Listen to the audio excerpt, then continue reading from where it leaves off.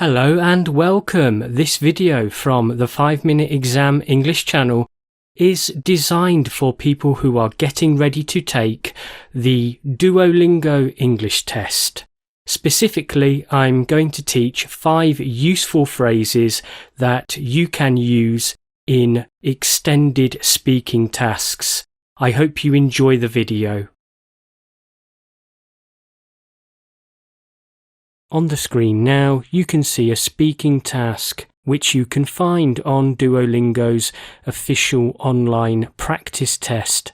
On the right of the screen, you can see a response to the task that I have created. Also, you can see 5 phrases that I want to present to you. These are just some simple phrases that English speakers use to inform their listener what they are going to talk about. For example, in regard to the first question, basically means I'm going to answer this question. Turning to the second question means I'm going to answer this question. And of course, as for the final question, means I'm going to answer this one. Now let me give you a bit of advice about the pronunciation of these phrases. It's a good idea to emphasize these words. So listen to this. In regard to the first question, turning to the second question, as for the final question, did you also notice that to is pronounced as t and for is pronounced as f? Those are natural ways to pronounce the words to and for when they're in the middle of a sentence.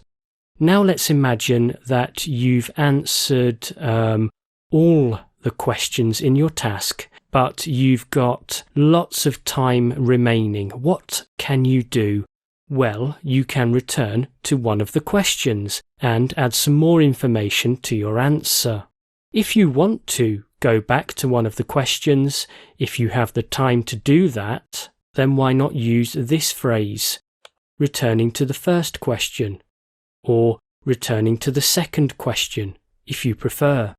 And then, in order to introduce the final piece of information in your answer, you could use this phrase.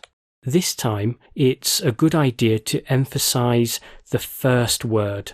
For example, one more thing to mention is that food banks are quite a new phenomenon. I'm not saying that these are 5 magic phrases that'll get you a score of 140, no problem. No, that's not true. However, you can use these phrases in most speaking tasks in which you have to talk about a particular topic, like this task. If you can memorize these phrases and say them clearly, then they might help you to improve your scores for fluency and pronunciation. What's more, even if you just use a couple of these phrases, you're going to be using a good variety of vocabulary. So that's it for this video.